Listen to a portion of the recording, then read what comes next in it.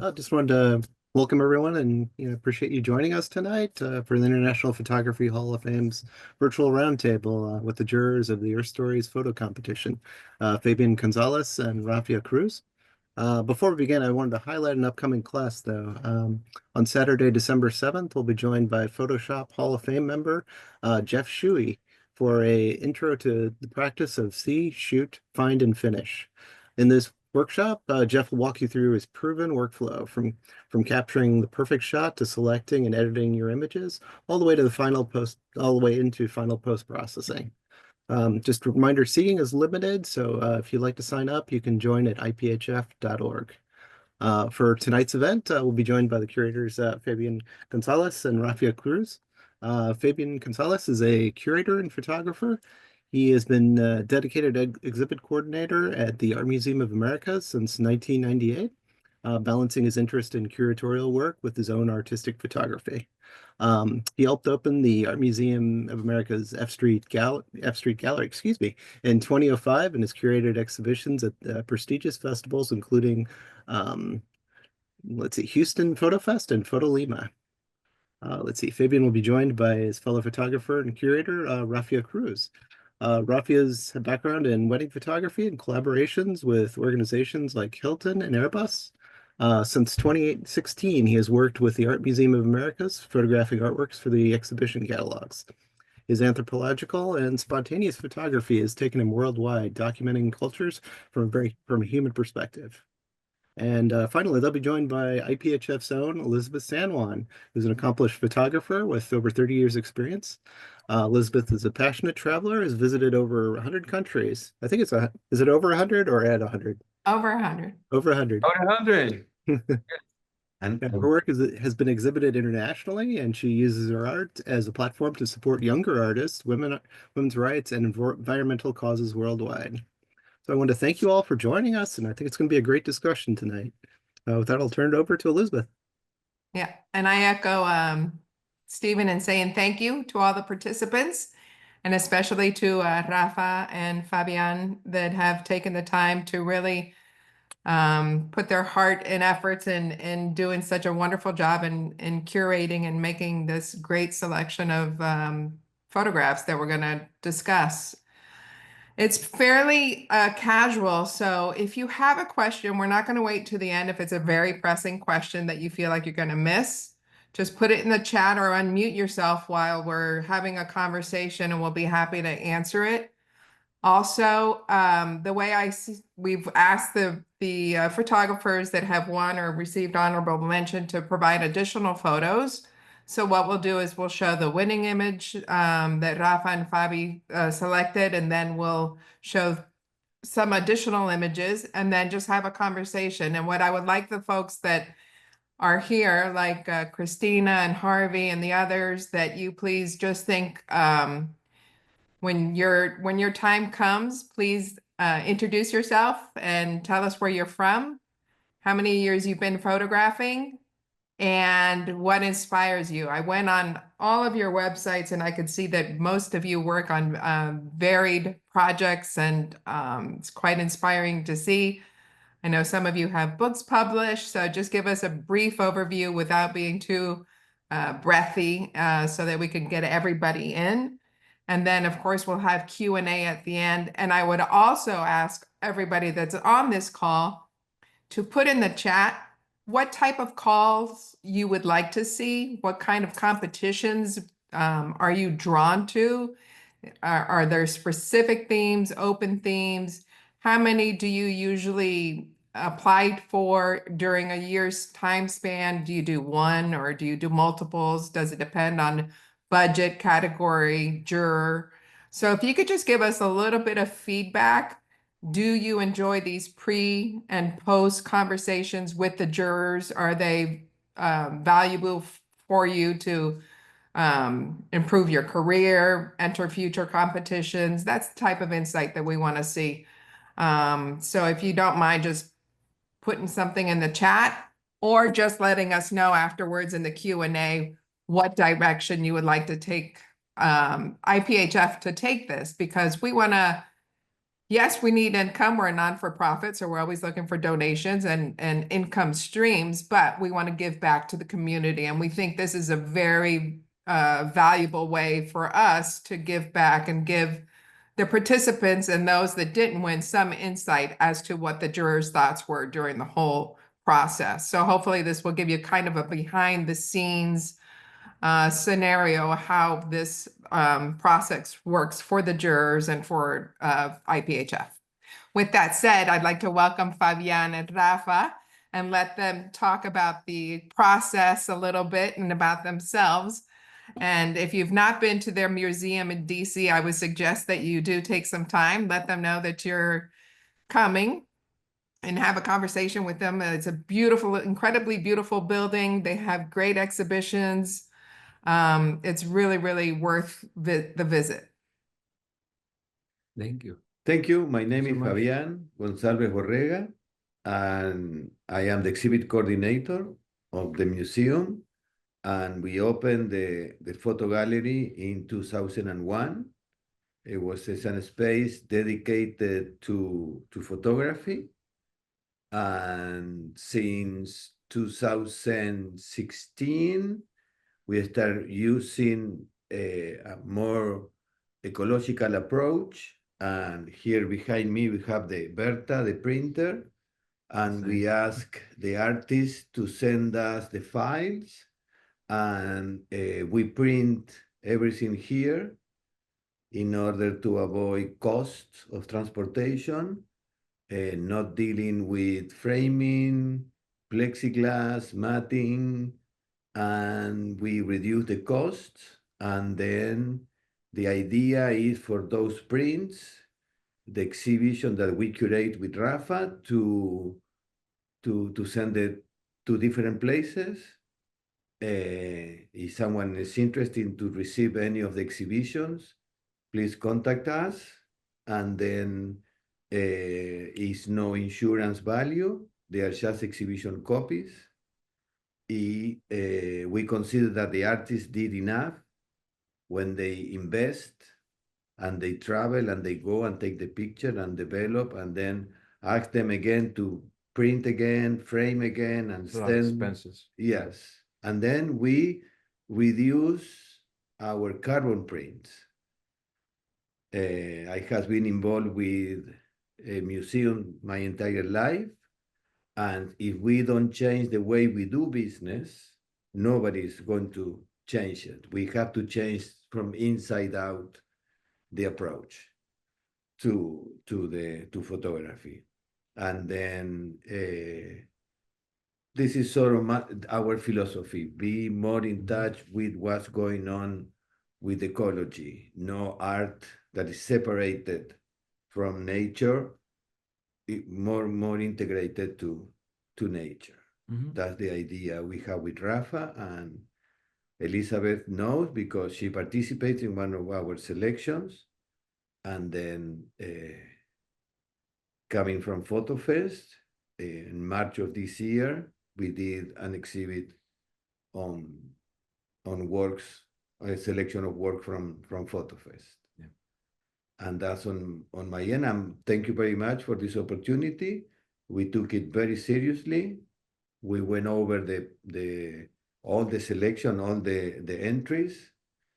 And then we didn't read any of the bios. And then we let the images speak for themselves and tried to abstract ourselves from our own things that we like and go for the images that really represent the theme of the submission. Thank you very much again. Thank you. So my name is Rafa Cruz. I'm from Puerto Rico. I've been working here from 2016. My career started as a commercial photographer, did about 200 weddings, and then working with hotels, the different artists, and also here in DC. And then I stopped here one day and never left. Fabian, my mentors.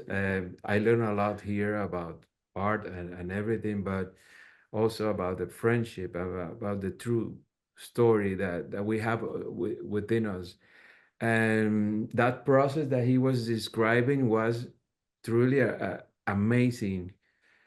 We evaluate each one, discuss it, make notes, and we were amazed. We were amazed. It's a truly privilege to be part of this so big. So please, if you are in DC, if you visit, please let us know. We can give you a tour at the museum and talk, and we can because everything that you work. Yeah, and I think it's really important that when I had two bodies of my work this past spring there, I thought it was very interesting that they walk the walk and talk the talk, and that they keep the carbon footprint down and the expenses for the artist, which is critical, also down. So they take all these things into consideration when they're putting an exhibition together, and I can really appreciate that that you go through that, and that you always have Mother Earth in the back of your mind, or in the forefront of your mind. It's always present with you, and how you conduct business at the gallery. I think it's very admirable. You know, most people are about the bottom line, and you're taking multiple things into account, which is the artist and the environment. And that's you know, I'm always a warrior for the environment. I appreciate your efforts. With that said, I think what we'll do is we'll start the slideshow that Steven's presented for us. Do it. Okay, can you see it now? Sure.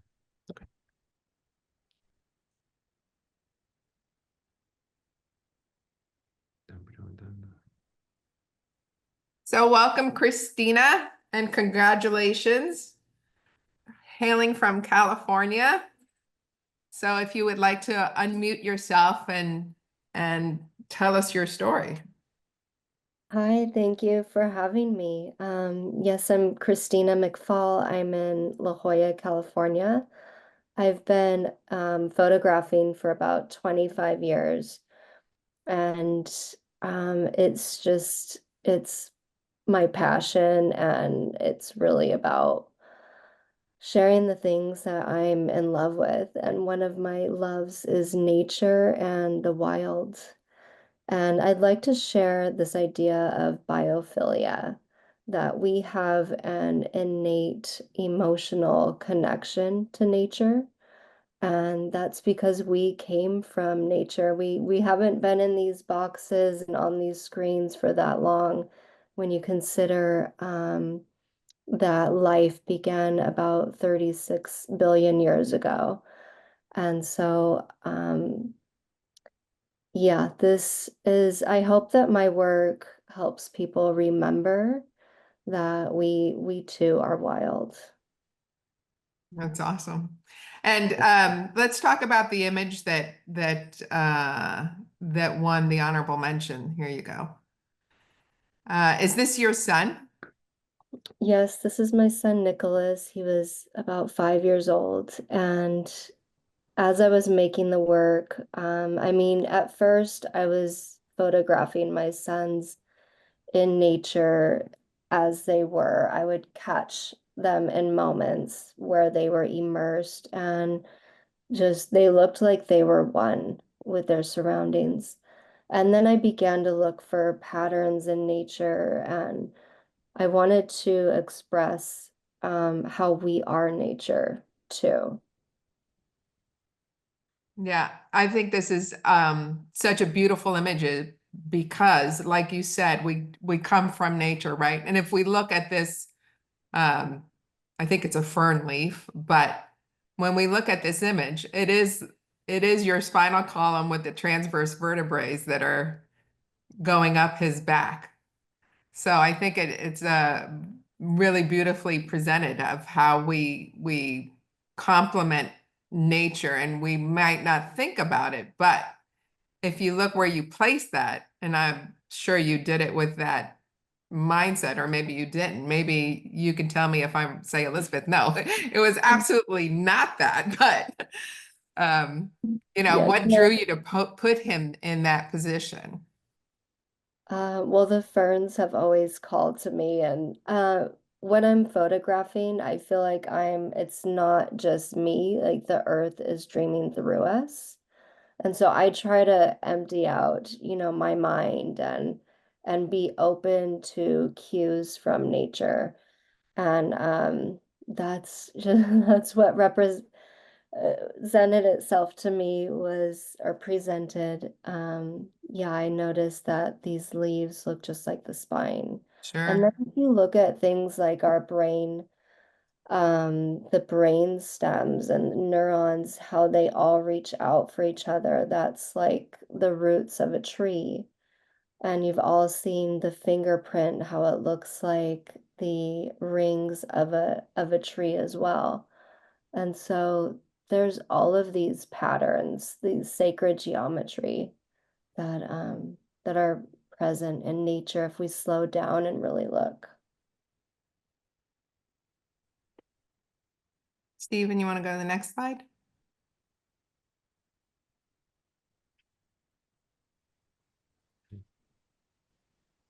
So do you just follow them as they are? Do they know you're there? Do you stage your shots?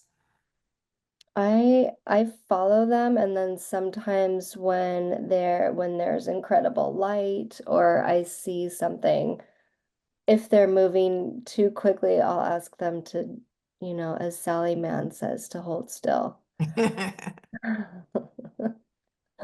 And then, as they got a little bit older, this is my son Lucas, I asked them to collaborate and I asked him, what do you think that we should do with these owl moths? That's really great. I love that you involve them in the process and spark that creativity in them. So important. Yeah, I think they are the key to our future is the A- younger generation. And if we Absolutely. can get to them, then there's a better chance for our future moving forward for the earth. So Rafa or Fabi, do you wanna, what was it that inspired you from Christina's image? I love the connection. Started when we saw your artwork. First of all, congratulations. Thank you. Amazing Thank of you it. so much. We saw the interaction with human and nature in a beautiful way. It's a caring way. It wasn't hard. It wasn't like violence and anything. It was just him, nature, and then the connection with his back, his spine, like you're connected with the roots of the earth. In my opinion, we we felt that that was the message. Yeah. The first one we saw, it was the child in front of the big plant playing, and we Mhm. really liked that one. The connection in between the child playing Yeah. and playing with the stick with the in the foot of the big plant. And then when we saw the one with the back, with the fair in the back, that we say, okay, because that one of the oldest plants that we have around. That one was the one who called our attention. And this one was the we selected later when we look at again, couple of days later, the connection in between that we are coming from. That was your introduction. And also didn't look artificial, look natural. The skin tones, okay, a little bit more technical. The use of the blacks and the whites were so beautiful. The medium tones also. We love that. Uh-huh. That it was well caring. It wasn't hard. So beautiful. And well done. Yeah.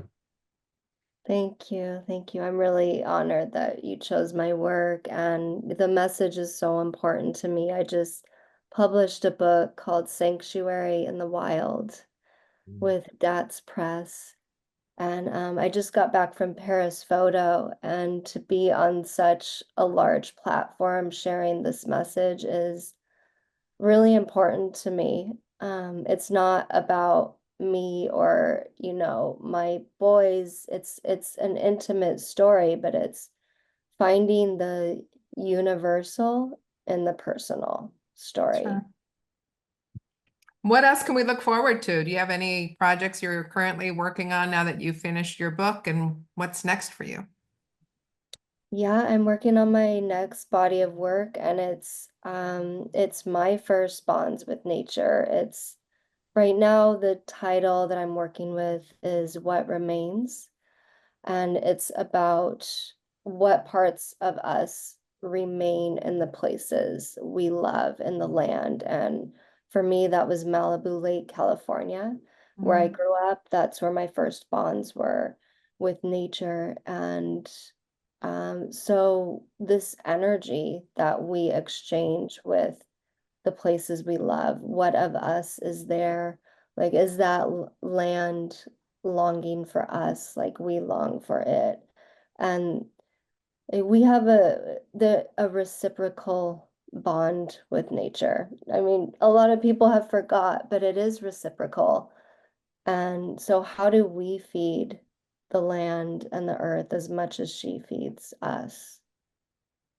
So I'm in this discovery stage um of that Yeah, next. it is wonderful when I have, well, I try to I live in Florida, so I try to either go to the edge of the Everglades or to the beach every day and just visit, whether it be the gators or the birds or whatever kind of wildlife we encounter in Florida. But it's such a de-stressor for me to just put my foot anywhere near, the sand or the cypress trees here and just let myself deflate and just melt into Mother Earth. And I think if we all did more of that, we'd probably be a lot happier.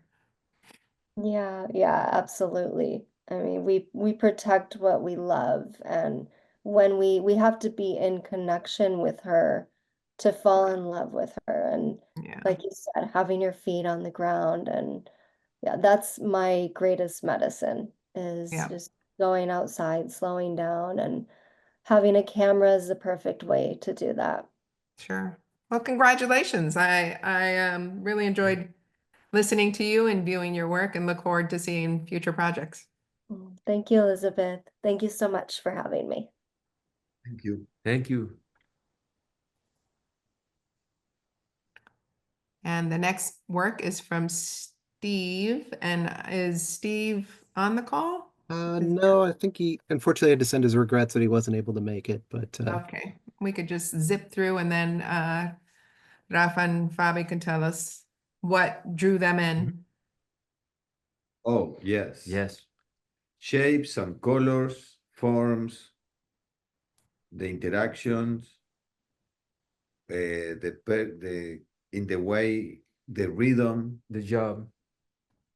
of, yes, and the interaction of between humans and nature, and it seems to be something traditional way of dyeing textiles or producing colors. Mhm. The urns, the shape of the urns, the different colors. It was very interesting for the beginning, the diagonal work and the color. The yellow is profound, and we connect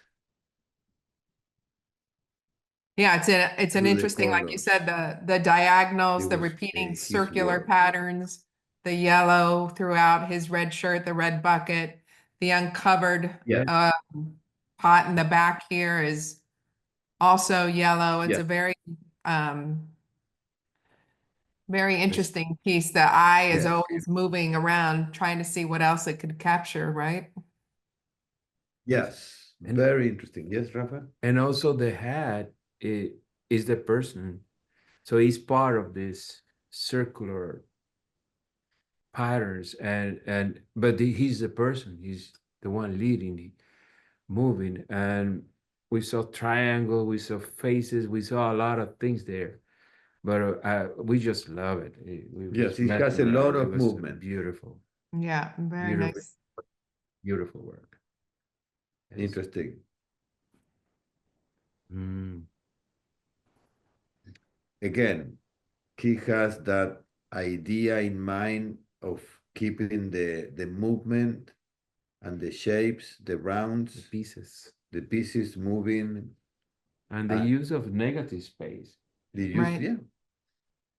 And again, human beings interacting with nature and the shapes of the hats and the shape of the flowers.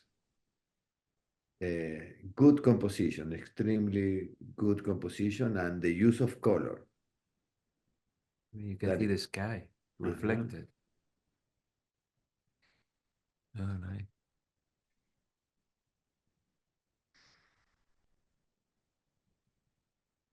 Yes, I remember this one. This is incense. Yes. Again, how he crop and capture the essence of the different bunches. Yeah, and the texture. The texture So and the rich. color. Yes. We Yeah, enjoyed this one. yeah, it's very interesting. Even that person's slippers were the same color or complementary color to the incense color. Yeah, yeah.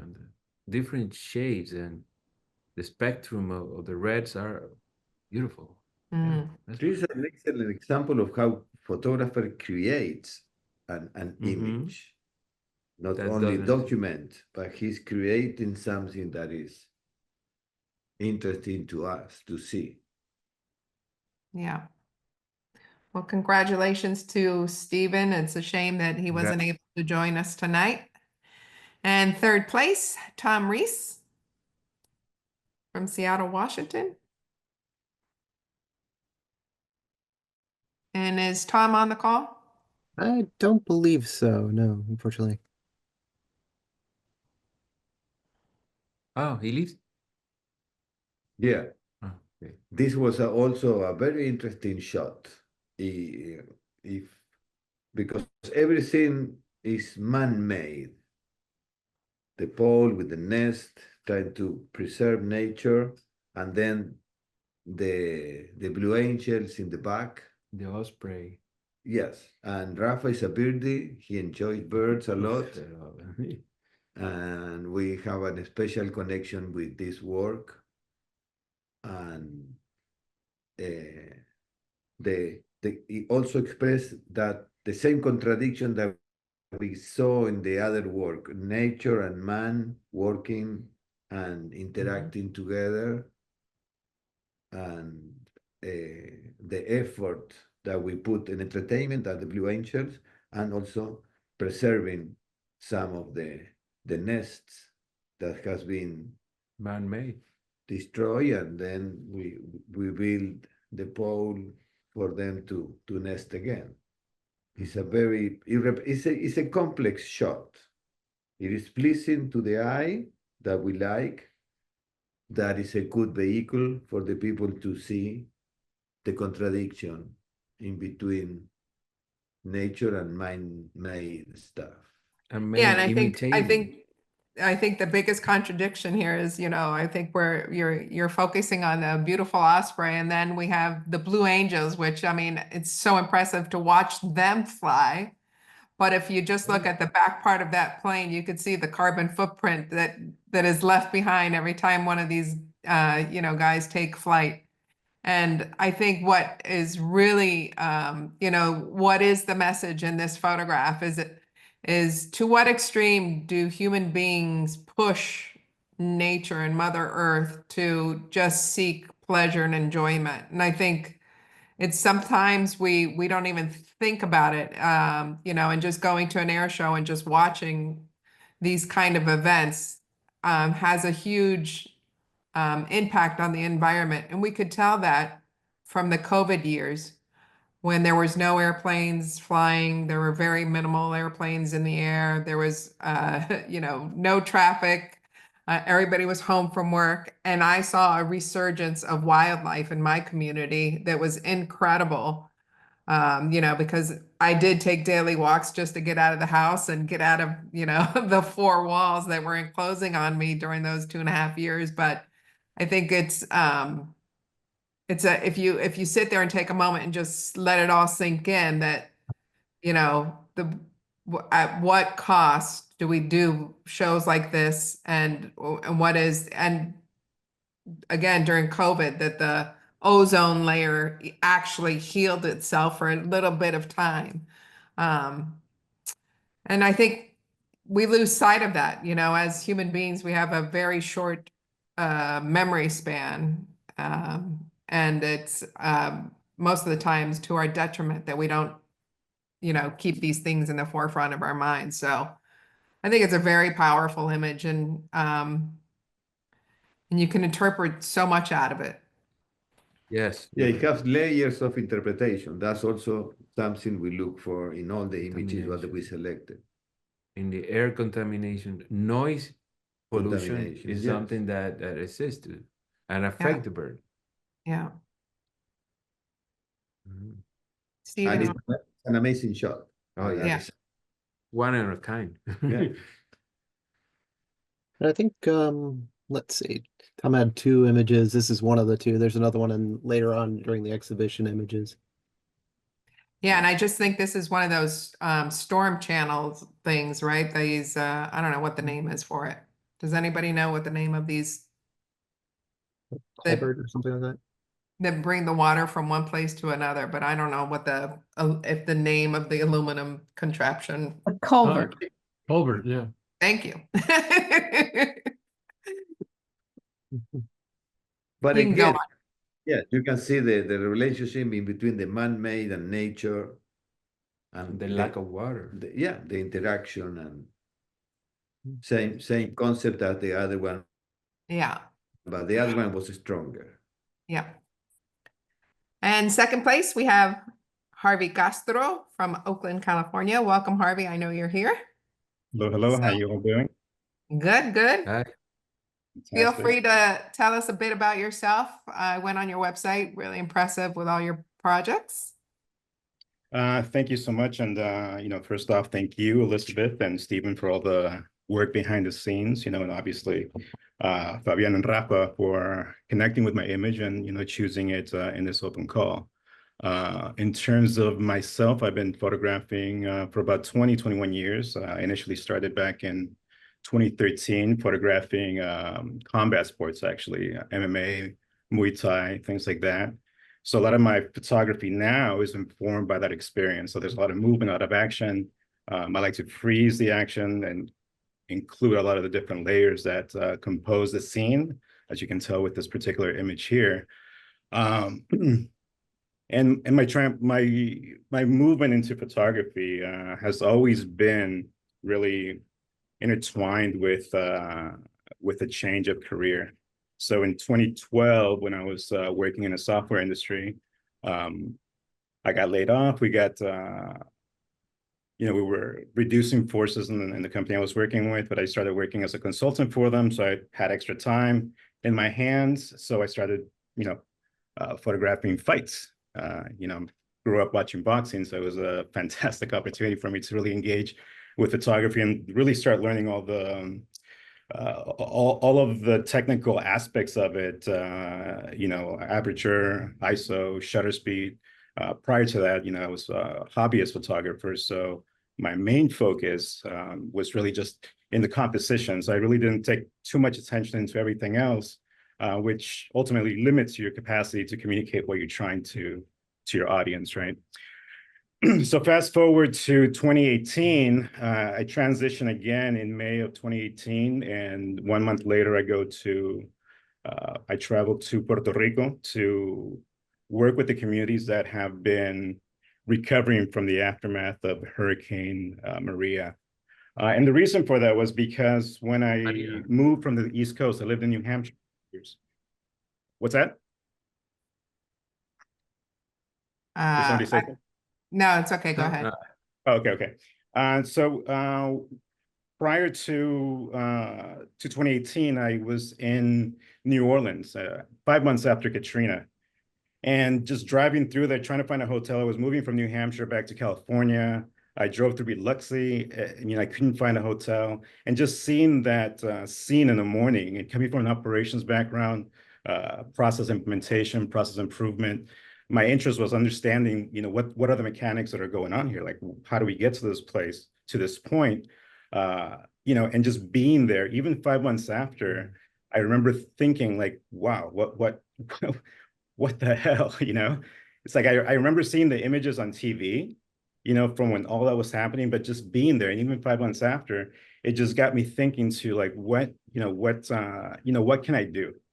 But at the time I was working in manufacturing, lab work equipment, I was in logistics, and materials management implementations.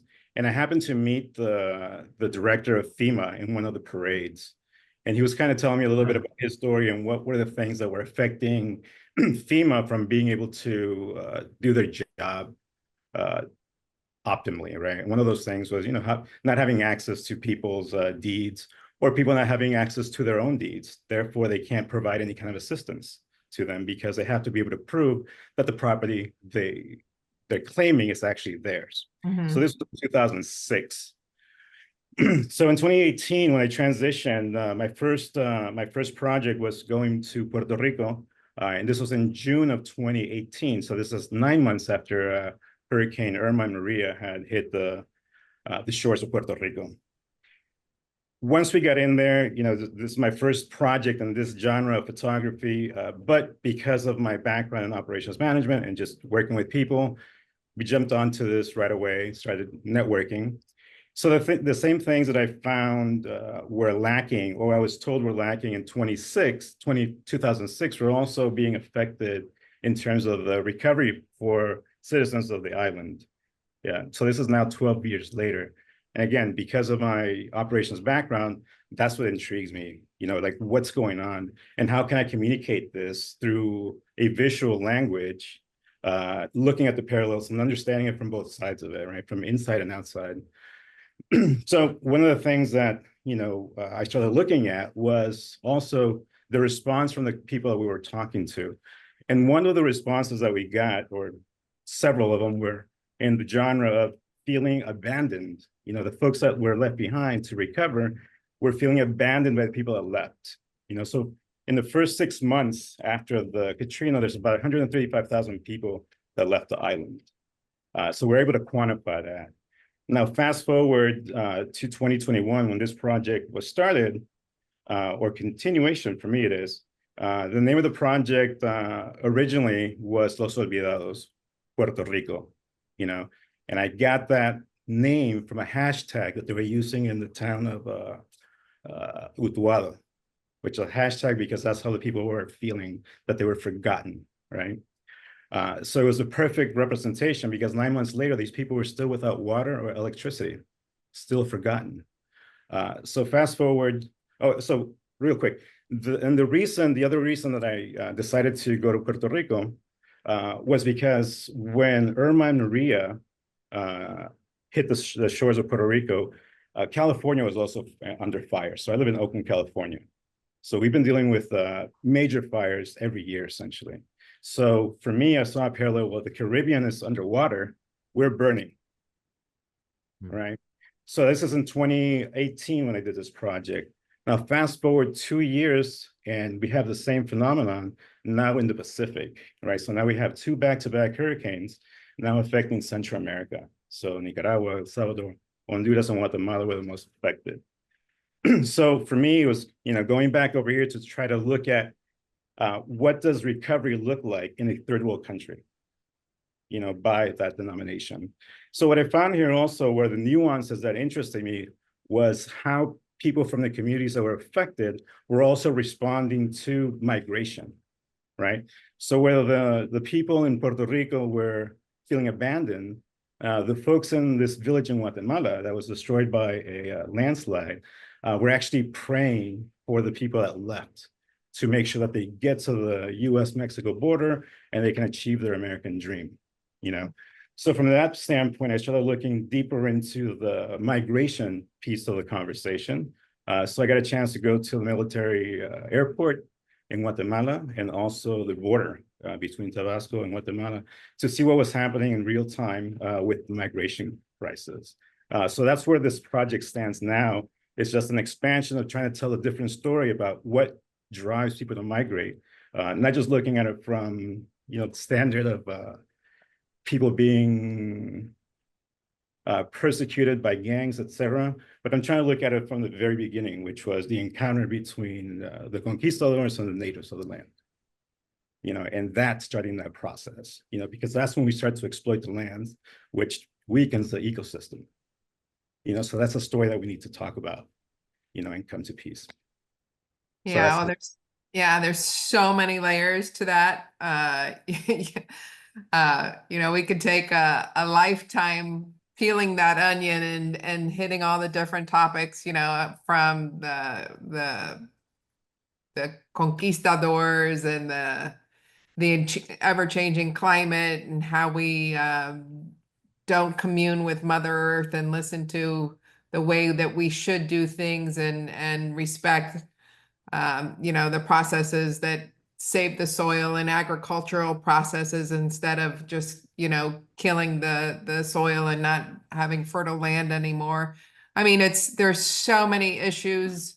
But that's the power of photography, and that's the power of research. And that's the great thing is that, one image tells 1,000 stories, and I'm a firm believer in that. And if you could tell the story of what these people go through in their daily life, and like you said, it's gang related, it's the government corruption, it's all these things. It's not just people wanting to come to the US because they want to take American jobs. It's more than that. And I think that's where you could start off by telling a story is with a photograph and then follow up. And then hopefully the person that's viewing that image will become more curious and read up on what is the actual issue at hand, right? And like I said, I mean, we could spend, that's a whole other conversation, and maybe with a couple bottles of wine to get into the depth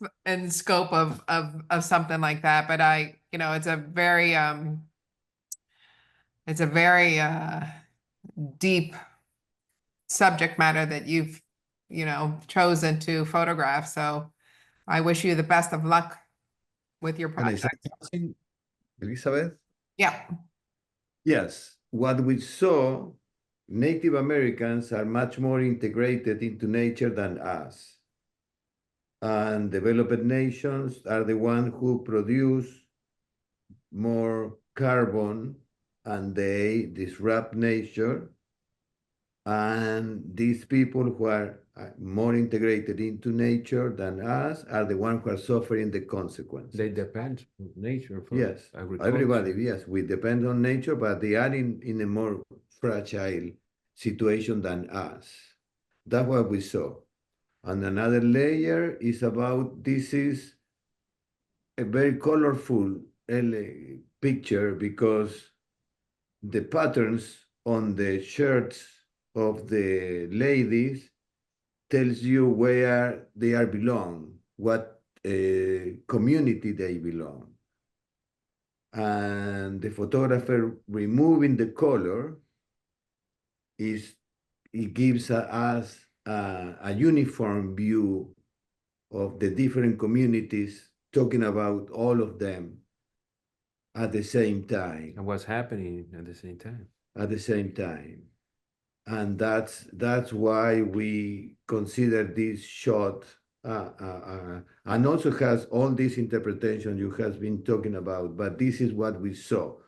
The form, the shapes of the umbrellas, and also it has a little bit of street photography with the kids looking inside the house, inside the shed, and what's all these different persons coming and going. But what the contradiction in between how a highly industrialized society like Europe and the United States contaminates, and then everybody suffers, but they are more into the front lines, depending on what they do. what they do. Can I This say is, something? yes, please do. Harvey, in name of my nation, Puerto Rico, I want you, besides this contest, I want you to thank you for helping us. Thank you for enough FEMA, and I wasn't one of the two hurricanes. It was Maria and the other one. It was a tragedy. I was one of them. My mother was in Maria, and my daughter, one of my daughters, and when I somehow now you're telling me this, I saw this. This is a tragedy of sometimes nature. What is happening is my life, what I've been seeing, and it touched me. It touched me in a human way. I saw uncertainty. I saw the people with a lot of worries of what's going to happen now. And that town in Utuado, I saw the bridge. It was a bridge that was connecting the town, that little town, with the rest of the island. And that bridge collapsed with the category 4. And I saw that bridge. And thank you. Just thank you, okay? Yeah. Thank you so Absolutely. much, and keep doing the work, keep doing the human work. Thank you very much. Yes, for the opportunity. Nice. So this was during a Mayan ceremony that they were doing at the top of this mountain in the new village that they created basically as their new home. And this is when I started to notice those little nuances that exist between the different communities that are trying to recover. They were speaking their native language, but the only thing I heard was when they were saying the parts in Spanish and English, American Dream and the US, etc. Mm. And this is Jorge and his wife. This is the family that I spent the time with in Guatemala. And Sonia, his wife, was actually pregnant at the time that the landslide hit. So all they heard was a banging sound, and they had seconds to figure out what that sound was. And when most of them looked outside the village, they just saw a whole mountain coming towards them. So they had literally seconds to just leave. Many people didn't connect with their family members. They didn't know if they were alive or dead for days. Wow. This is in their new home in Nuevo Queja. And basically everything that you're seeing now, it has all been created by donations. So the hurricane hit on November 5th, 2021, which coincidentally November 5th is a date that's going to be marked for me. It's already marked for the rest of my life, which is my mother's birthday. So November 5th, this is when this landslide happened, and about a month and a half later, they were in this location, but all they had to protect themselves were some 2x4s and a tarp, So the blue tarp, the tarps always come to play. So yeah. Wow. Yeah, we like it, this one Remarkable. too. Thank you. And for the first place, Roger Archibald from Massachusetts. Roger is on the Zoom. I am there. There we are. There you go. I thought I saw you before. Yes, I only knew I was going to be able to take part in this about 3 hours ago. So I hurriedly put together some images and sent them through to Stephen. I don't know if they made it or not, the extra ones like that. But we were, so they're here. oh, they are great. Okay, good. That's a big relief. So a little bit about this picture. Two of the images I sent are the pictures that were taken on either side of this, because this was the second image in a 3-picture sequence. And this is the one, of course, is the most dramatic about everything, but a little background on it. This was taken on a wildfire in Montana on the Lolo National Forest. The image is actually 30 years old. I've actually been photographing for, I think, well over 50 years now, 55 or so. And seriously, I mean, and it's all started when I was in the Navy back in the late 60s. when I discovered that camera gear was very inexpensive in military exchanges in the Far East, and roughly about 25% or thereabouts of what it costs here. And so just on cost alone, I thought, well, I should get a camera here because while I'm here. And then I started taking pictures when I was overseas, thinking, well, I'll probably never be back here, so I should probably have something to show when I get home. And it's very sort of an innocent, touristy kind of interest. And it kind of grew from there as I saw other places and ended up serving in Vietnam for the last year I was on active duty. And I felt I needed to sort of record what I was seeing just so I could maybe understand it in the future. And so that's really how I got into photography. It's more, as I say, a form of trying to take notes. It was easier to take a picture. I could get a whole lot more I think on a film frame than I could get writing notes in a notebook. And so it's my visual notebook. And it sort of, I sort of followed through with that. I went back to college and I was on the student newspaper and I got into photojournalism and then after college, I sought to work as a freelance. And so I was struggling for a long time. I was working nights in a photo lab, and I finally realized that the thing what I really wanted to do was to do what I was photographing. And so I sort of turned my career, I guess, in the direction of the places that I wanted to take pictures of. And I ended up working as a seasonal ranger for the National Park Service and ultimately as a seasonal firefighter. And in fact, the whole reason I ended up working in this particular job was I just wanted to cover it. I wanted to do a story about these people who are called smoke jumpers. And I remember talking to one of the, I guess, people, the Forest Service people, and they said, well, the only way you could ever possibly do that is to become one. And so I became a smoke jumper, essentially, is what motivated me to do the job. And so in this case, I was working as a smoke jumper in the mid 90s in Montana. And this is actually it was 30 years ago this year. It was another very disastrous fire year. And this is one of the fires that we jumped on the Lolo National Forest. And this particular situation in forestry terms is called a barber chair situation. Now that name may not, it's kind of a stretch to try to figure out how that works. But the reason that it's actually a forestry term, the reason they call it that way is because if you think of a barber chair, it's a chair that you sit down in. And it's designed, I guess, so if you want to get a shave, you can tilt it all the way back so that you're basically lying sort of prone. When the back of the chair goes down, the footrest goes up. So you have to remember that that's that kind of motion.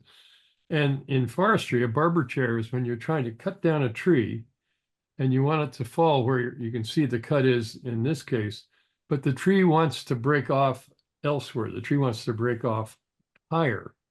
And so when that happens, the butt of the tree kicks back in the same way that the footrest of a barber chair kicks back, pops up. And that's why the foresters ended up calling that a barber chair. It's a potentially very dangerous situation if you're standing behind the tree because the butt can just kick you with it, the butt, you might say, and send you flying. And in fact, it can be it can be fatal.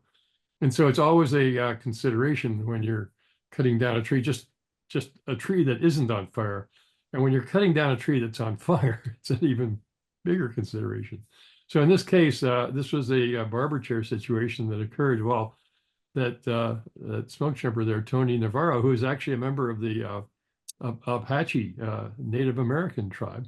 And he was actually sawing it, and you can see he had his, on the right side, you can see he had his face cut, which is what you do. And then he was doing the back cut.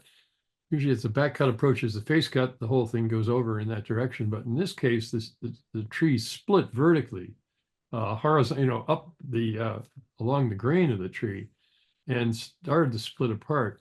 And it was so hot. It was just incredible amount of heat coming off that tree, much more than you normally experience in these cases, that as soon as the air got into that crack, as soon as it opened up, it literally burst into flame like it was, like a match igniting, or even faster.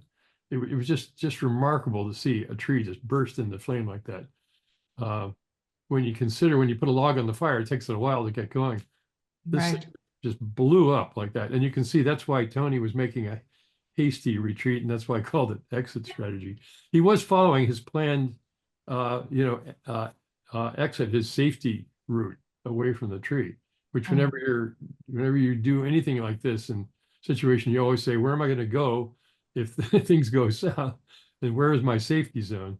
And I was also standing in a place that was at a safe angle to the tree, which would be least likely to be endangered by its falling. And I just happened to be there. I mean, usually when someone's working on a tree like this, you're on the fire, you get a line around it. That's usually the first thing you do. And then the next thing you do is you wade into the fire and you try to find snags and other trees that are burning and are sending out sparks and firebrands and whatnot that potentially can spread the fire. And the important thing is to get those trees down, get them down on the ground. And that's what was going on here. And he was in the process of trying to get that tree down when this happened. If the other two images are available and we can bear with me. Let me just get, I want to get the jurors' comments on that one image before we go to the next one. Because it is such a powerful image, but I want to get their thoughts on why this image was selected. Because sort of we can see this huge contradiction in between what we do and the consequences of what we do. And we didn't know all what he explained it, and the dynamic inside the picture, the tree coming on one end to one end, and the firefighter running on the other end, and obviously the diagonal line of the tree and the fire coming from the tree. And we didn't know that it was 30 years ago. We just look at the images and we made the judgment through just the images. And it was very important to us to highlight the work of these people, that they are the very difficult job. They do a very difficult job. They're retaining policies. O sea, they do it because it's a very life risking. Yes. And it took us, o sea, from the beginning, when we saw this picture, it highlighted this is our future. We have all the past in front of us. This is not new. And also to add something, in the artistic way, you can see the fire, but you're right, it's like a cold place.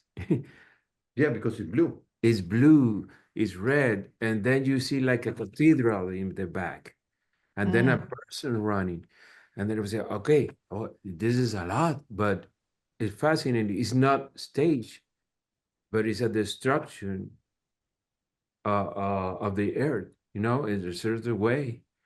How many years it would take these trees to go back to the original state, and the fact that these people risk their lives, this is not something, this is not a hobby. It's not a hobby. It's something that is happening and has to be told. Yeah, so congratulations. It's a very powerful image. Yes, one image. Beautiful. Yes, it has a lot. It has, as Rafa says, a little bit of everything. It has from documentary to other. Yes, those are. Okay, I wanted to see that. I just add here, this is the picture that was taken before the one we just saw. And that's Tony there. You can see he's sawing on the tree. Interesting, he's sawing one-handed. You don't normally use a chainsaw one-handed, but it was so hot. He was using the other hand to hold essentially a shroud around his face, just to protect his face, using his gloves to protect his face from the heat. It was so hot. And it was, I was amazed he was able to get as close to it as he was, but he would go in there, he'd cut for a little while and he'd back off and he'd go and cut a little bit more. And this is shortly before the thing split, but you can see the split exists because you can see the flame kind of coming out of the edges of it vertically along the tree there. And I then, can't tell by the image, but he's just, there's nothing to protect what he's breathing in.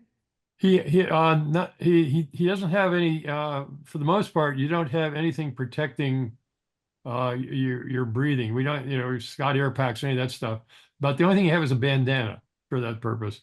But he's more concerned in this case about just the radiant heat that's pouring off it. Sure. And he did have, you can see hanging from his helmet there, he had an actual shroud, which not all of us had, which he would hang down around his neck and then he could wrap it around his face. And I know the California firefighters, the state firefighters all have those built into their helmet, into their hard hats. The Forest Service didn't provide that, but he, I think, had created one of his own, or he maybe improvised that before he went about on this tree. But it was so hot, he had to use one hand to hold that over his face. Wow. And then this is the final shot where you can see the tree, it has barber chaired, and you can see where he had intended it to fall, which was a cut about 3 feet further down, which is where his face cut was. Instead, it decided to break off about 3 or 4 feet higher. And you can see the back of the tree kicking back and doing in that, what they call that barber chair, sort of a dangerous kind of mode. And if it had broken off higher, obviously that would have been the barber chair kickback would have been much, much greater. But that gives you a sense of what, what the danger can be with one of those things. And one question, Roger, did you use film? This is shot on film. Yeah, this is on Kodachrome with a basic, good old Kodachrome with a and just with a manual advanced camera. It wasn't a motor drive, so I was quickly, Wow. advancing and then trying to get it back, properly composed. Yeah, well, I remember this one too. But for us, was very important to be in the picture, the firefighter, to have the human. Yeah. Yes, that's why we selected the other one, to have the human action. Yeah. Trying to. Yeah, he's a hero, Yeah. And you too. You risked your life. This is one of the other. I guess is one of the other images that I submitted to the contest. Yes, And this is on another fire in Montana, or this actually in Idaho, across the Bitterroot Mountains in Idaho. And in this case, we had actually completed work on a fire, and we were demobilizing. And you can see we had our gear waiting in a cargo net for a helicopter to come and pick it up. And while we were waiting, just that canyon between us and the far coast is what's known as the River of No Return, the Salmon River in north central Idaho. And a fire that had just been sort of sputtering a little bit on the other side, all of a sudden just went on a run. And it wasn't, as far as we know, there wasn't anybody on it. It's in a wilderness area. And so they were just sort of letting that one burn. And all of a sudden it took off on this run. And it was due to late in the day, you get these up canyon winds that occur. And so obviously up canyon winds had spurred something into new fuel, and the thing took off. And you can see at the lower level, you can see the winds blowing the smoke up the canyon. And then as the smoke rises, it stops because it gets above that up canyon wind and it just starts going straight up. And then it gets high enough and it condenses, and the moisture in the smoke condenses into a cloud. And the one jumper is just sort of sitting there watching it on the right, and the guy on the left, he was the guy in charge of our crew. He was trying to report it to the forest, or to the district dispatcher, the report that this run had started.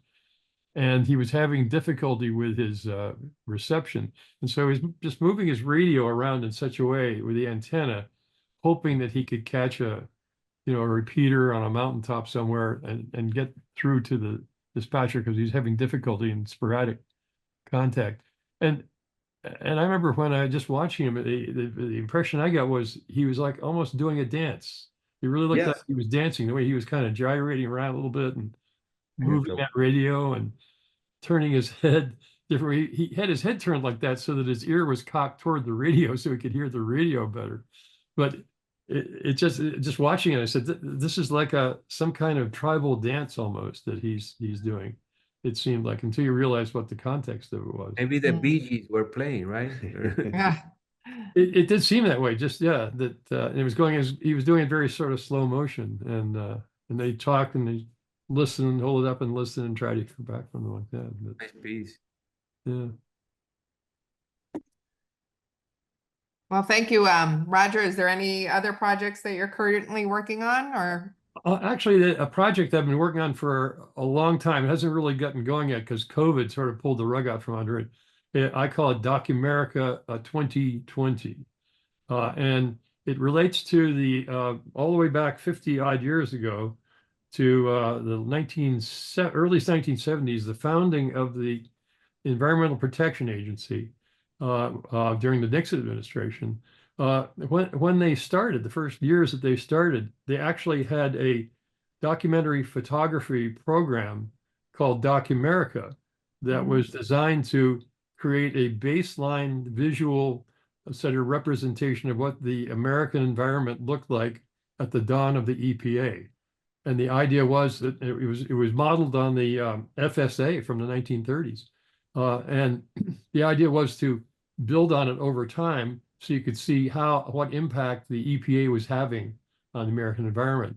And unfortunately, it only went on for about 3 or 4 years. And it was a victim of Watergate, believe it or not, because the EPA administrator who was most supportive of it, he got transferred to the Justice Department when one of the Justice Department people had to resign.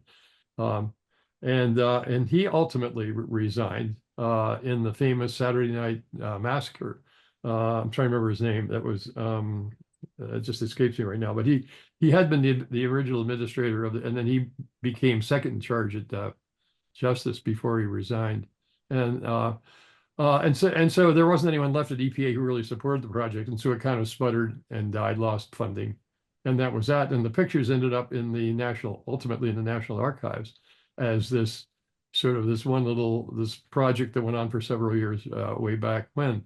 And for a long time it was lost. No one really knew where it was, and it wasn't until digital came along and the National Archives digitized a number of the images that were in that selection and put them online. They're actually in a Flickr file, which the National Archives manages. They have a number of things on Flickr, and so you can actually go to Flickr and just or you can just Google Documerica Flickr, and they'll take you to where they are.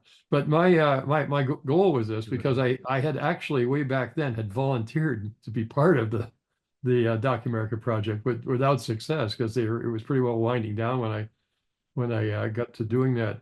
But I'd always been interested in whatever happened to those, and then they turned up around the 40th anniversary. I did a story about it for the Society of Environmental Journalists, who I have worked for in the past, and so I was keen that when the 50th anniversary came around, I thought that would be a great time, especially given the fact that the first Reagan administration has just taken over, and I was really interested in maybe thinking it's time to do another sort of you might say waypoint image of the American environment, because who knows the way things are going, it may change, may go back again. So I'm still interested in trying to pursue that, and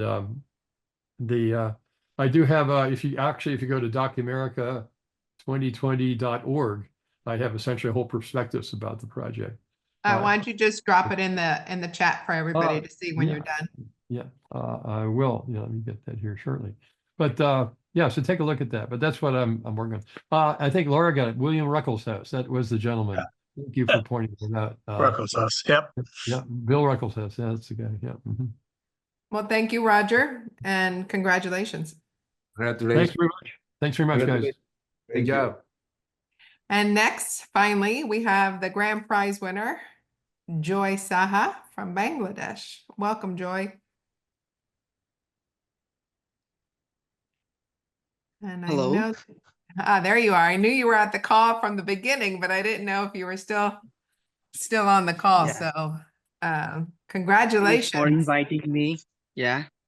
So it's actually 7 a.m. in Bangladesh. So I just woke up and following the event. So I live in Bangladesh near Dhaka, in a small town near Dhaka, the capital.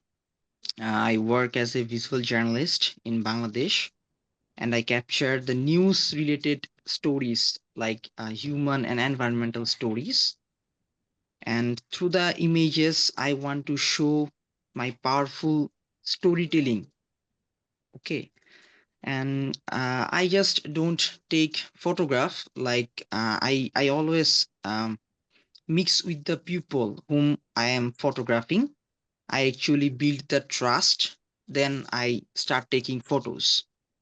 My work has been featured in almost 100 international publications like The Guardian, New York Times, Wall Street Journal, and so many.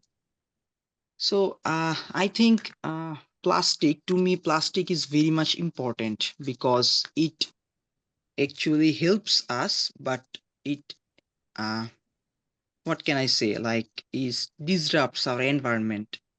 And if we do not recycle the plastics, then there will be huge problem for us. So I think the most usable thing is to recycle them. Okay.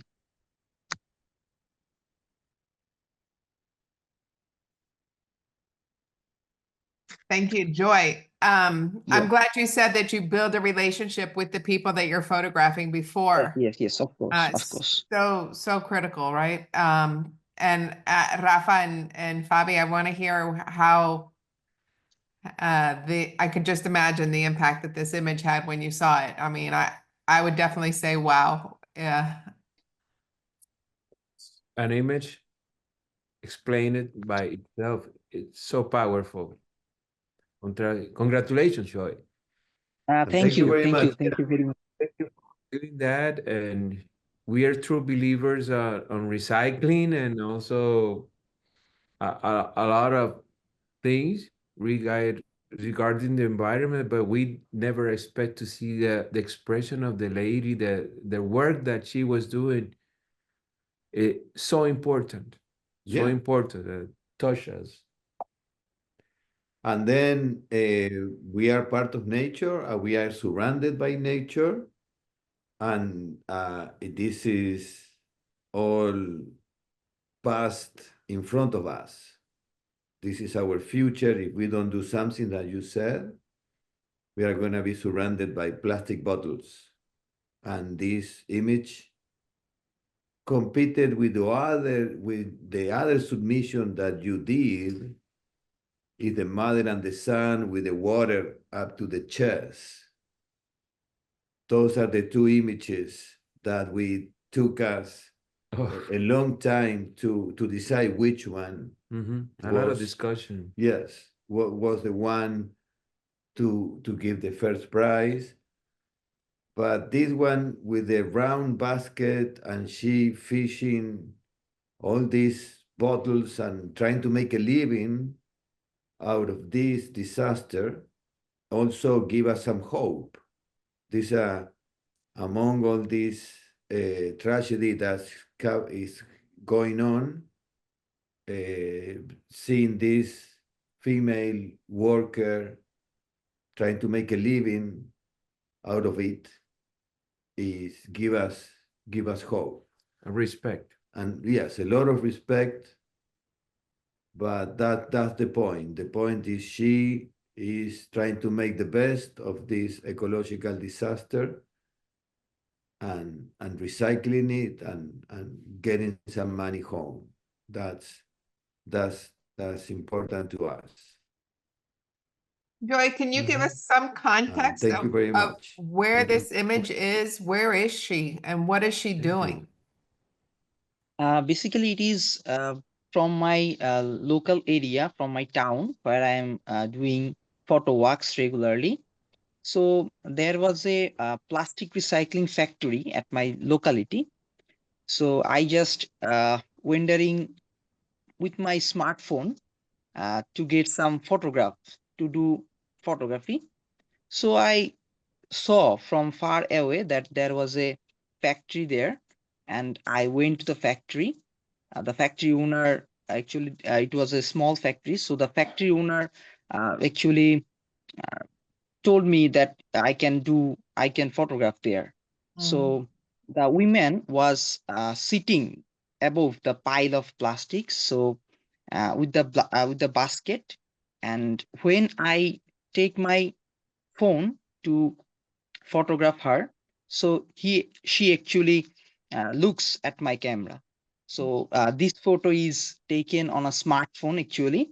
So I didn't bring my camera with me. So I was lucky enough to get the shot. Yeah. And the Wow. women is really, and despite she's doing good and environmentally good activity, she's actually less paid. He earns roughly, what can I say, like $80 per month. So though she's doing great job, but she earns very little. Okay. Hmm. That was Yeah, $80 a month, Yeah. just for those people that didn't Yeah. catch. Yeah. Yeah. It's Stephen, do you mind showing the other photo that was up for the top prize?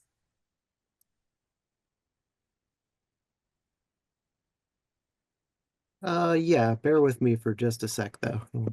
What? Yes.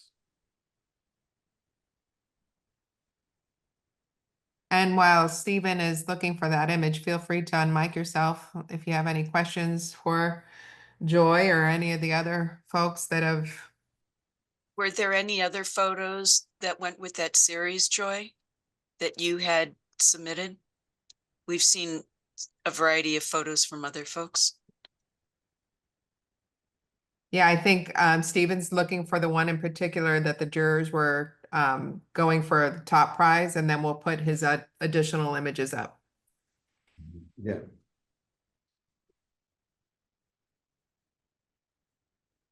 Yeah. That Look one. at- Yeah. That one was the other one we considered for the top prize. Mhm. But we went with the one with the bottles because it's a little bit more hopeful. You have a little bit of hope Mhm. because she, as little money as she earns, she's earning money. She's working and putting a face to this amazing job that is being in that pile of plastic. And it seems like she's been in that work for a long time, right? Yeah. This is something that Bangladesh is suffering because of the The rise, floods. yes, floods and the raising of the level of the oceans, and it's so little that they can do. But on the other hand, in the other picture is a little bit of hope. What touched me was that you, Joy, you were Yeah. part of the picture because you were with the water here too, right? Yeah. To take that picture, it looks like you were in that position too. You were with them. So it's Yes. something that we have to, for me, it's all respect to you and Thank you. congratulations. It's something that sometimes it's not just take a picture. It's just you went over and you were involved in the environment. You were part of it. Yeah.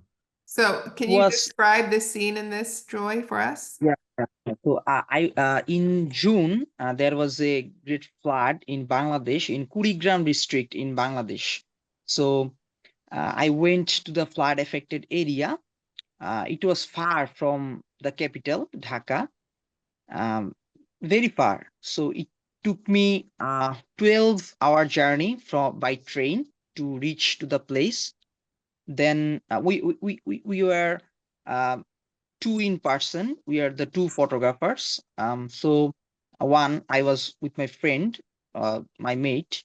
So we took a boat to roam around the area, but somehow the boat can go to certain places. Then from the boat, I just came into the water and then searched the whole area for humans.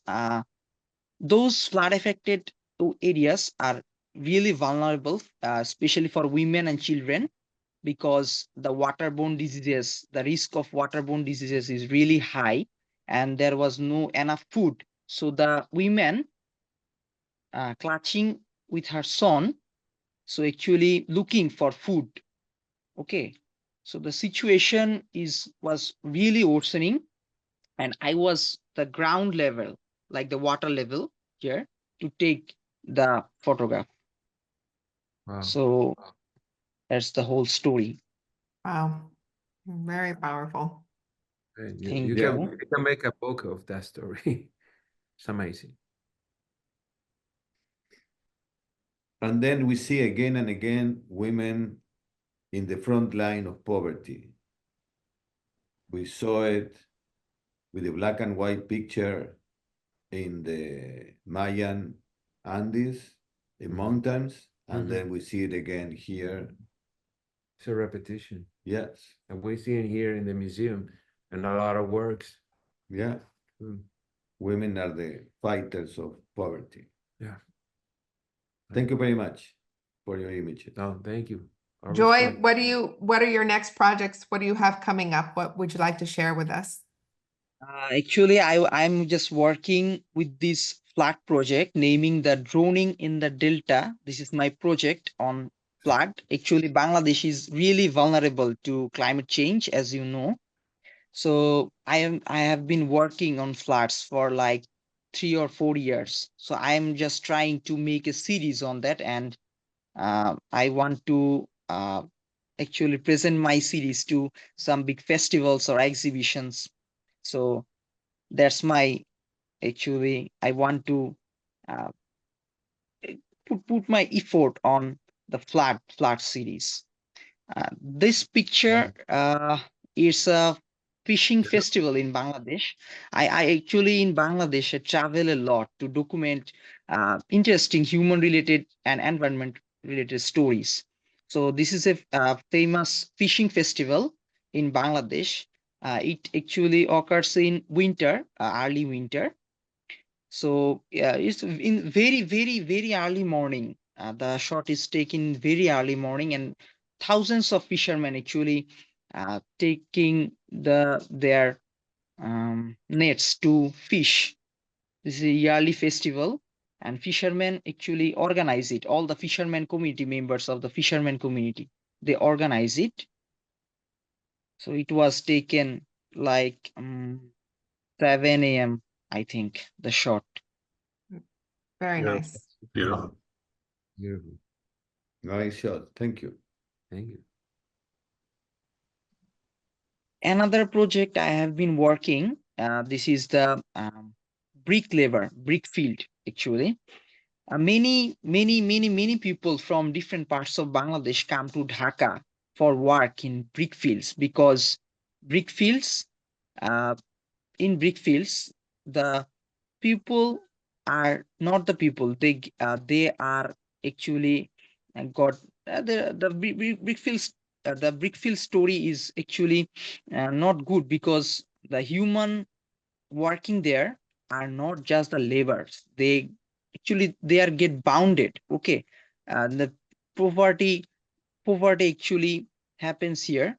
So some people with their families come to work in the brick fields with their wives and children actually. Okay, the work is very tough. Like they working here for almost 10 to 12 hours a day and 6 days a week. They do not get uh, basic salary. Okay, they work in dusty environment. They have actually respiratory diseases through the because of the smoky environment. So there's really a great photo, actually a powerful storytelling picture that needs to be changed. So I actually took the photographs because I think the stories, the people in the images, their lives should be changed. So that's how I actually took a picture. I think the person in my photo is the real character of a picture. So I think their story should everyone should know their story. Their life should be changed. Actually, Absolutely. Incredible. Wow. Look at that. another picture. This is from a rice field in rural Bangladesh. So the rice mill workers work here for almost 7 to 8 hours, like 5 a.m. in the morning and till 2 p.m. So these cones, these actually large cone, bamboo basket made cones, they store the rice. Okay. So under the basket, there are rice. So after the work their children actually play in the fields.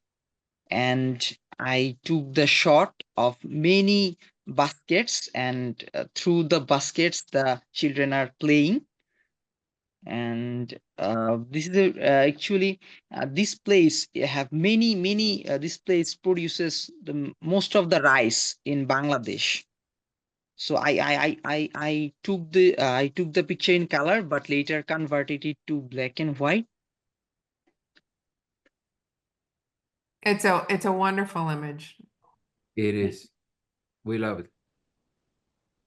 Thank you. Nah, Thank you. yes. That's all from me, and I want to thank the honorable judges to select my picture, as a grand prize winner, and I actually pay my gratitude to all the involved in this competition. Thank you, everyone. You're Thank welcome. you. It's Thank you. And the Thank- one who has to thank is Elizabeth and Steve, that they are putting together everything. Yeah, thank you. well, Also, and also I wanted to say, please give a lot of respect to all these people that are working there. And I just very touched with your work.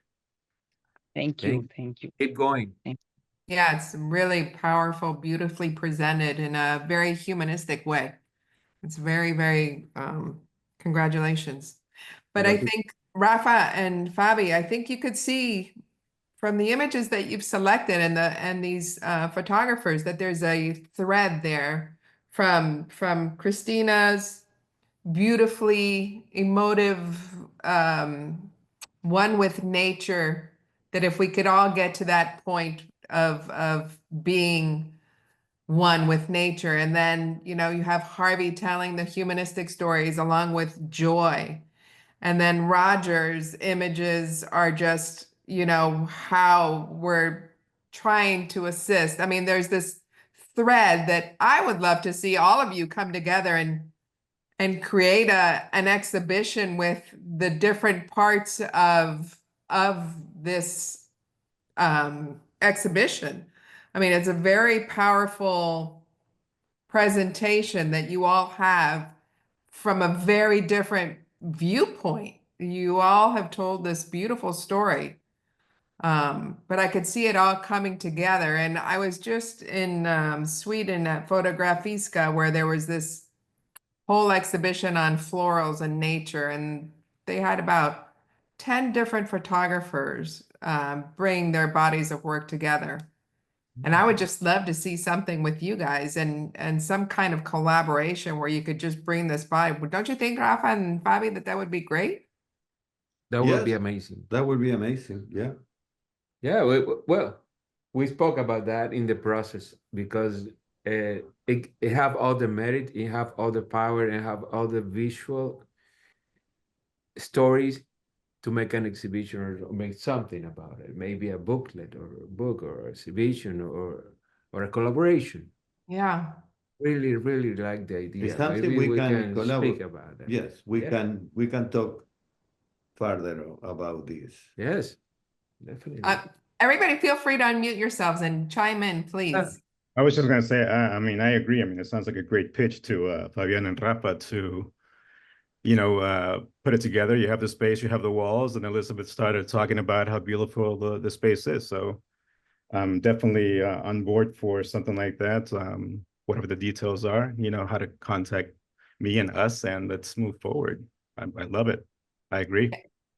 Yeah, and if it's not in their schedule, I mean, I think there would be, you know, given the issues of fires in California and flooding elsewhere, and I just think that there'd be a multiple organizations that would, you know, look if you guys got together and brought a cohesive body of work in your unique storytelling, that it would be quite beautiful.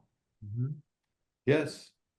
And I just wanted to say congratulations to IPHF because this is really the core of what photography is all about. It is stories and history. There's nothing, no other medium like photography that capture history and stories and emotion.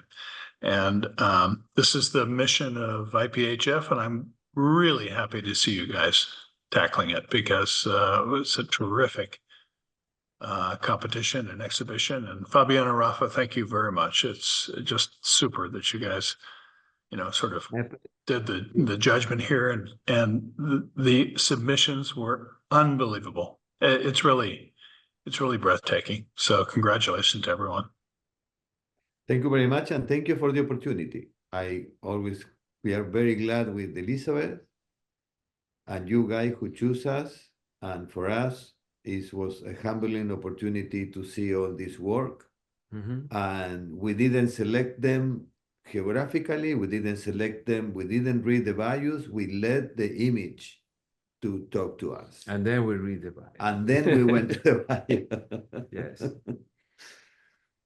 Thank you very much. Well, thank you. We're honored, really honored. Yes. And here in Washington, please visit us. I think I put my email. So whichever we want to talk and say something, say hi. We're Yeah. open to that. Please go through Elizabeth and the people of the museum Sure. and the Hall of Fame, and then they can reach us. Let's follow the protocol, go through them, and then they can reach us. Yeah. And then we can have it. I'm sorry, I have a question for you guys, gentlemen. Roger here.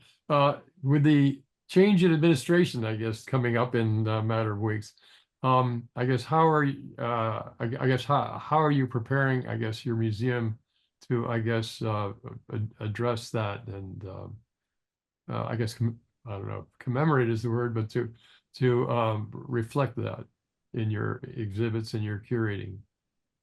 Because of the change of administration, you said? Yeah, In the because we're going through obviously a considerable change in the attitude toward the environment going between the administrations. And that's going to affect us all one way or another. I'm curious if you have planning in your future exhibition plans or what you might, if you thought about that as well. Obviously, we don't talk politics. We go to the images and we try to abstract ourselves from, because this is an international organization. It's 34 member countries. The OEAS, the Organization of American States is the one mother organization. The US, Canada, Mexico, Central America, the Caribbean nation, the West Indies, South America, they are all members. And we don't have an opinion. We cannot make an opinion, and we are not going to make an opinion about the future. As I said, we have all the past in front of us.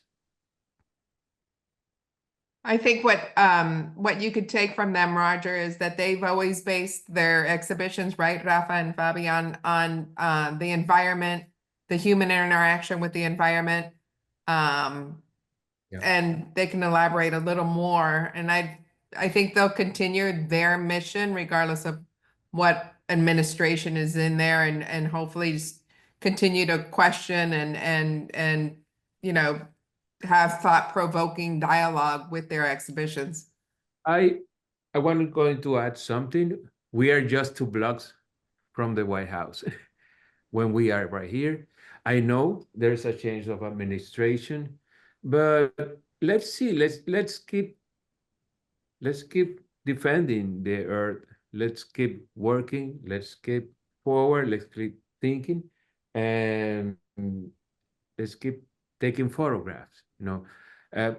It nothing affects. We are an organization, as Fabian said, the OEAS. It works with democracy, civil rights, Human rights, human rights, sustainability. So that's our values, and deeply we're gonna keep defending it, no matter what. That's what I wanted to I add. did want to just clarify. thank you. So, I'm Yes. sorry. You are actually a branch of the OAS? Are you just Yes, we affiliated are part with? of the So you We actually are- are part of the organization. Okay. Now. museum is like the little baby of the event. Yes. And We then are, are you in the old building that used to be called the Pan American Union, or then Just here, yes, it's behind, behind us. Yes. behind us? Yeah. Okay. Oh, Okay. I've put their link in the chat where you can find them. uh-huh. I put it in there so you could see where they're at. So now I So know that point well. You are very close to just down Yeah. the street, essentially. Yeah. that's right. Thanks for that. Yeah. Thanks for clarifying. Thank you No, very if much. you are around, Roger, you're more than welcome to Yeah, of visit. course. Yeah. Yes, Well, everybody. I may take you up on that for sure. So thank you again. Sure. And let me tell you something. This is your money. Who pays us? This is all the people of the Americas' money who Ah, pays us. From okay. Haiti to Nicaragua to, that's their money. And we are giving back to them all this, the most we can do, Yes, the best. the best. And then regarding an exhibit, we are gonna get together with Elizabeth, We And- talk, yeah. and then we can discuss It's some a great details. idea, I think. I think it's a great idea, and thank you for the offering again. No, it's our pleasure, and I would like to get the thought of the winners, especially from Joy that's joining us from Bangladesh and from we have from Georgia, from California, from Massachusetts. I mean, it's a pretty diverse group that has submitted to this. What was the draw to this submission? I see that most of you are environmentally, but I would love to hear your thoughts of why you submitted to this call. What drew you in? Well, I could jump in, I guess, if no one else is. I do a lot of this. In fact, I'm in the process. I have been in the process probably for the last 10 or more years of trying to transition from being a stock photographer and trying to sell in the editorial market to trying to move into the fine art world. And basically, you do that by submitting to open calls anywhere and everywhere you can find them and where you can afford to continue doing that. And I hadn't actually heard, I was not familiar at all really with the Hall of Fame. And so I was just intrigued about learning more about it. And then I saw you had an open call and sure, I'll give it a go. And so that was really what intrigued me, was to really learn more about your organization. And I understand you at one time were based in St. Louis and you're now is it Oklahoma City? Is that where you're based now? No, you haven't. It was the other way around. We were The other in way around. Oh. Oklahoma City, and then we were currently in St. Louis. Currently, okay. Sorry. But we're for the- 59 years old, and you're right. Not many people have heard of us. Even though we have inducted 131 great ambassadors of photography.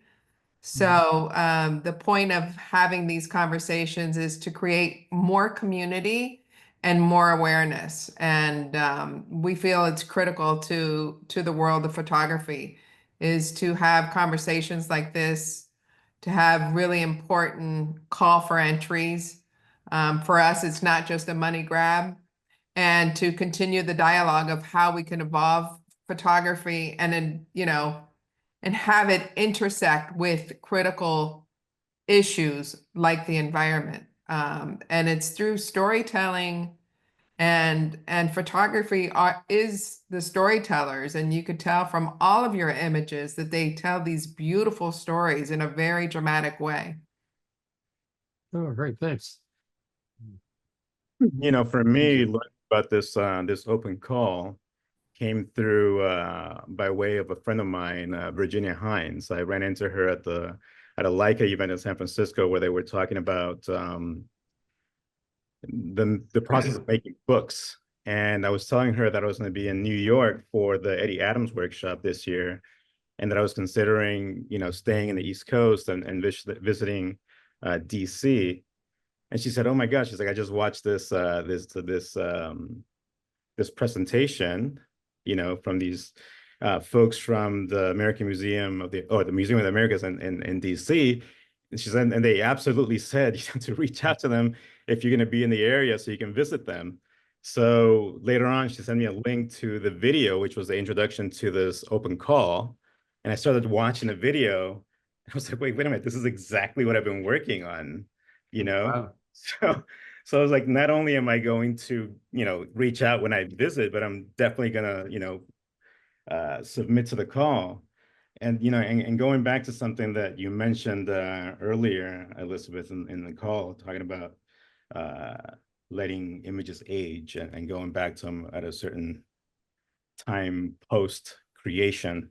The image that we selected, or that, Fabian and Rafa selected, was actually an image that I hadn't initially included in this series. Mm. And it wasn't until I went to a residency in Mexico City, working on a book from this particular project, that I started revisiting, everything that I have created over the last 2 years in Guatemala.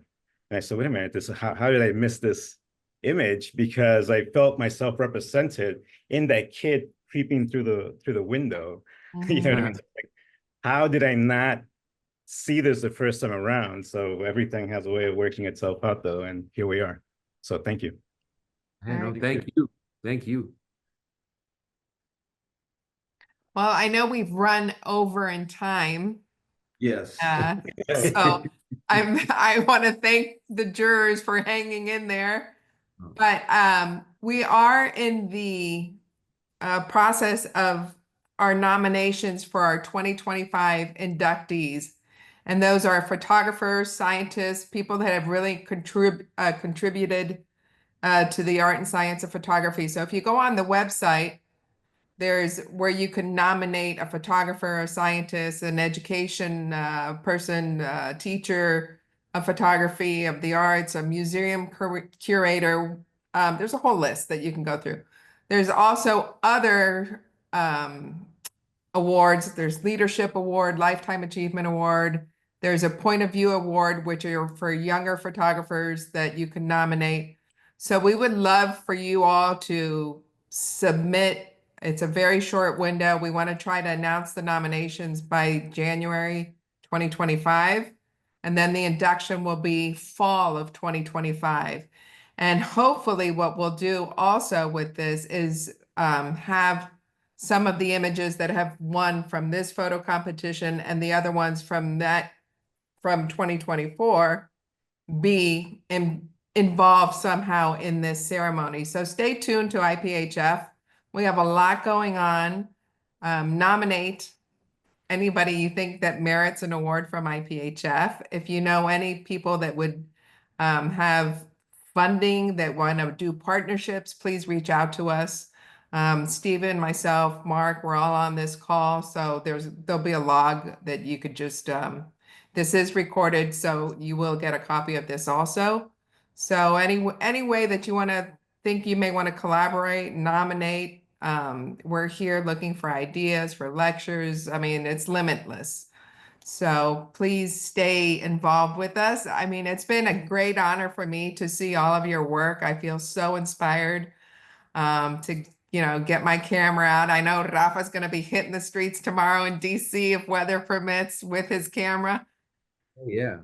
And that's the good thing about Rafa is like he'll come to DC and we'll go photograph. I mean, he's ready to take you on a tour of DC. So I love on it.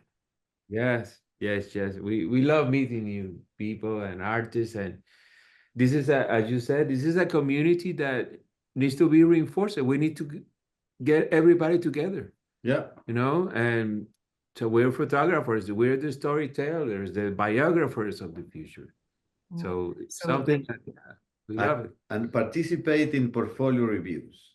Take your pictures to That's important. reviewers, and it's always good to get a feedback and let your work. That's the best way to let your work known and get guidance and Yeah. get feedback. of See your where work. you are and see where you can get to. Yes. It's important. Yeah. Yeah. And I will say that I didn't even care what kind of relationship I would have with Rafa and Fabi after I met them. I did a photo fest. It was my first photo fest this past spring, and I met them, and they were so charming and so thoughtful in all the conversations that I've had with them. And I was like, I don't care if I get a project or an exhibition or, whatever. I met two great guys that are really committed to the craft of photography. And I'm so happy that, we're being able to collaborate on things like this. And that's the thing, is that you never know in these situations who you're going to meet and what the next encounter will be. So, I mean, I'm very grateful to them for their time, for their, for their knowledge of photography and for their passion. We're grateful for you for giving us that Giving us the opportunity. opportunity. And also, besides your amazing work, mesmerizing, you're a great personality that Yeah. connect. That's Yeah. what we love, Yeah. humans. And Thank thank you. you for doing that. Yeah. Thank you. Well, folks, I think we've hit the mark where we should say goodnight to everybody. I hate to, draw it to a close, but I want to thank everybody for participating, especially Joy from Bangladesh with the time change. Thank you for joining us, and congratulations to everybody on their success. And we wish you continued success, and please keep telling those critical stories for us. Ron, you have your hand up, or are you just applauding? Applauding. Oh, okay. Thank you. We are planning too. Thank Thanks, you so everyone. Thank you all. Thank you, everybody. Thank you. Bye-bye. So nice Good to meet night. you all. Nice Nice to meet you all and have the conversation. Gracias. Thank you for your time.